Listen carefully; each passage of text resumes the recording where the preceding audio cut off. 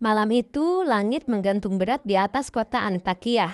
Di balik rumah-rumah batu yang padat dan berdebu, terdengar suara keramaian. Sebagian penuh kekufuran, sebagian lagi diisi bisik-bisik tentang tiga lelaki aneh yang datang dari luar kota, membawa pesan yang menantang keyakinan lama penduduk kota itu.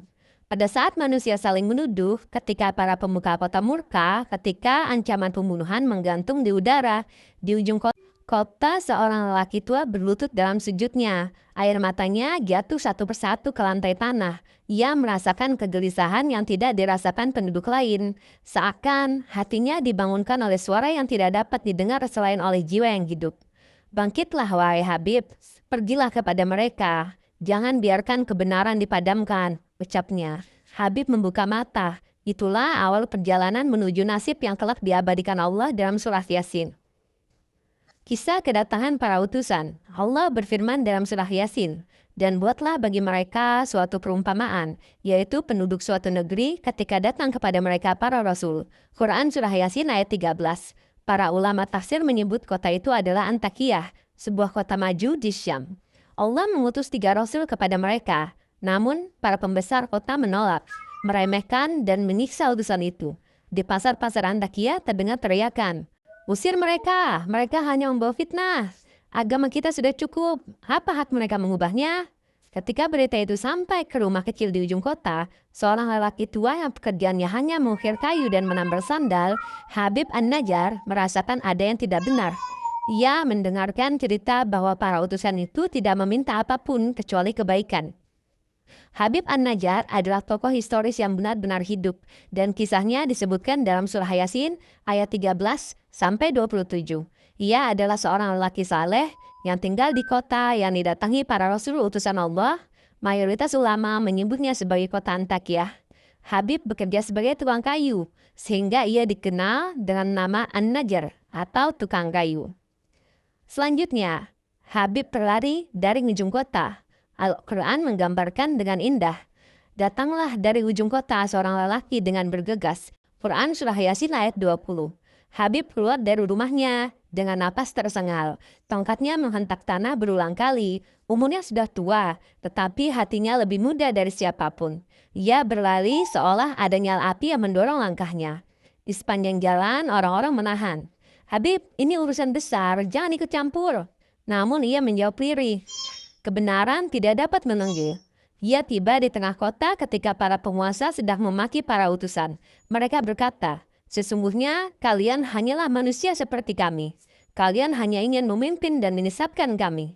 Habib menatap wajah para rasul itu. Ada cahaya di sana. Tenang, jernih, penuh keyakinan. Ia tahu, ini bukan wajah para penipu. Habib membela para rasul. Dengan suara gemetar namun penuh keberanian, ia berdiri di antara kerumunan dan berkata, "Wahai kaumku, ikutilah para utusan ini." Quran surah Yasin ayat 20. Orang-orang memandangnya dengan kemarahan bercampur terkejut. Namun Habib melanjutkan, suaranya menjadi lebih kokoh. "Mereka tidak meminta imbalan sedikit pun kepadamu. Dan mereka adalah orang yang mendapat petunjuk." Quran surah Yasin ayat 21. Ia menepuk dadanya. "Demi Allah, aku telah melihat kebaikan pada mereka. Mereka hanya mengajak kepada Tuhan yang menjadikan kita semua. Bagaimana mungkin aku sembah selain Dia?" Kerumunan mulai bergemuruh, kata-kata Habib menusuk kesombongan para pemimpin kota. Para pembesar kota memerintahkan agar Habib dibungkam. Orang-orang mengerumuninya, sebagian mendorong, sebagian meludahi, sebagian lagi menendang. Namun Habib tetap berbicara. "Jika aku tersesat, itu adalah diriku. Tapi jika aku mendapat petunjuk, itu dari Tuhan semesta alam." Kemarahannya menyulut massa. "Dia sudah gila," teriak seseorang. "Bajam dia," sahut yang lain. Habib ditarik dari tengah kerumunan, dibawa ke lapangan kota. Para lelaki mengumpulkan batu. Para wanita sibuk menutup wajah mereka, takut namun tidak mampu menghentikan. Di tengah hiruk-pikuk itu, Habib memejamkan mata dan tersenyum. "Ya Allah, Engkau maha mengetahui niatku." Lalu terjadilah lemparan pertama, kemudian batu kedua, lalu ketiga, lebih besar dan mengenai dada.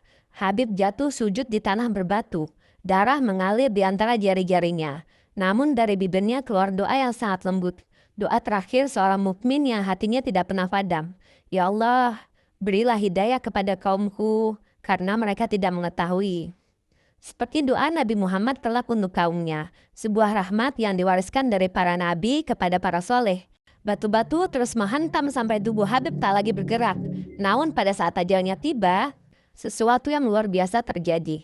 Allah mengabadikan akhir hidup Habib dalam firman-Nya. Dikatakan kepadanya, masuklah ke dalam surga. Ia berkata, aduhai, alangkah baiknya jika kaumku mengetahui. Quran Surah Yasin ayat 26-27. Pada saat tubuhnya remuk, ruh Habib terbang melampaui penderitaan, memasuki taman yang tidak pernah dilihat mata manusia. Di sana ia berseru, bukan untuk dirinya, tetapi untuk kaumnya. Seandainya mereka tahu betapa besarnya ampunan dan kemuliaan Allah, katanya sambil menangis, bukan karena sakit tapi karena rindu agar kaumnya ikut menerima rahmat yang ia dapatkan. Habib mati sebagai syahid, namanya hidup selamanya dalam satu surah yang setiap hari dibaca junaan manusia, Surah Yasin. Akhir kota Antakya, setelah kejadian pembunuhan itu, azab Allah turun. Penduduk yang merajam Habib hancur dalam satu teriakan dahsyat dari langit, sesuai firman-Nya. Tidak ada satupun yang tersisa. Quran Surah Yasin ayat 29. Habib An-Najjar, lelaki miskin yang tinggal di ujung kota, kini menjadi manusia paling mulia di antara mereka. Satu-satunya yang namanya diabadikan Allah dalam kisah itu. Subhanallah. Semoga kita bisa memetik pelajaran dari kisah ini. Assalamualaikum warahmatullahi wabarakatuh.